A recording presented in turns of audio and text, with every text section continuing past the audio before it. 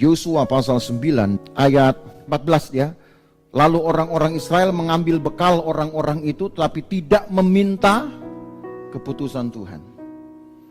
Ayat 15, maka Yosua mengadakan persahabatan dengan mereka dan mengikat perjanjian dengan mereka bahwa ia akan membiarkan mereka hidup dan para pemimpin umat itu bersumpah kepada mereka.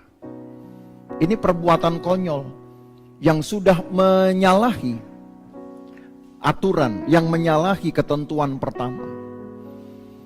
Di dalam ketentuan pertama Allah berfirman juga bahkan kepada Musa sebelumnya, tempat yang engkau akan tapaki ini, kalau aku berkata tumpas, engkau tidak boleh membiarkan dan meninggalkan apa-apa.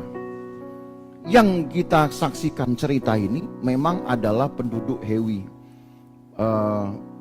penduduk Gibeon, yaitu orang-orang Hewi yang datang minta perlindungan kepada Yosua. Maka sebelum Yosua dan pasukannya maju untuk merebut kota-kota, termasuk mereka, kota-kota mereka, maka orang-orang Gibeon ini mengatur siasat untuk dapat dilindungi, mencari perlindungan kepada Yosua, supaya jangan mereka nanti diperangi dan ujung-ujungnya pasti kalah. Mereka tahu itu bahwa mereka pasti akan kalah sekuat apapun.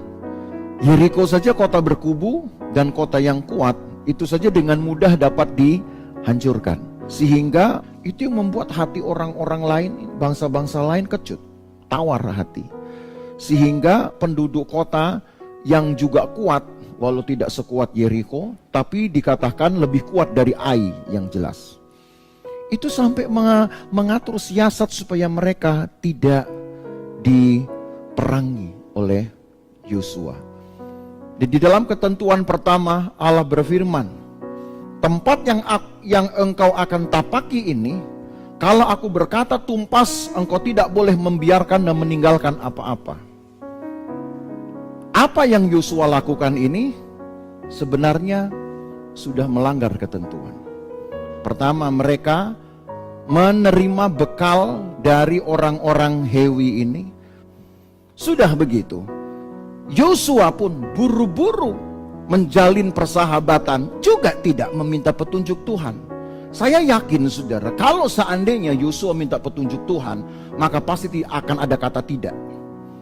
Mengapa?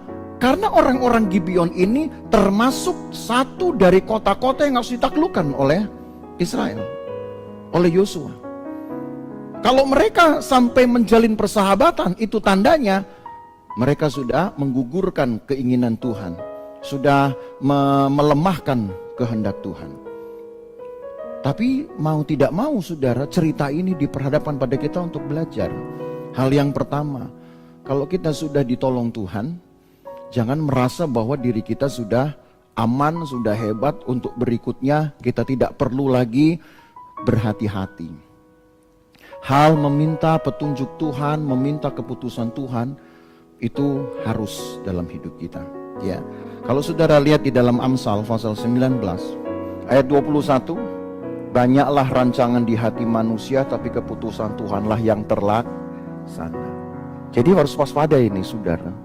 Kalau rancanganmu ternyata tidak sesuai dengan kehendak Tuhan, jangan saudara kemudian membuat sebuah pemaksaan. Kenapa Tuhan tidak bisa menyesuaikan diri dengan kehendak saya?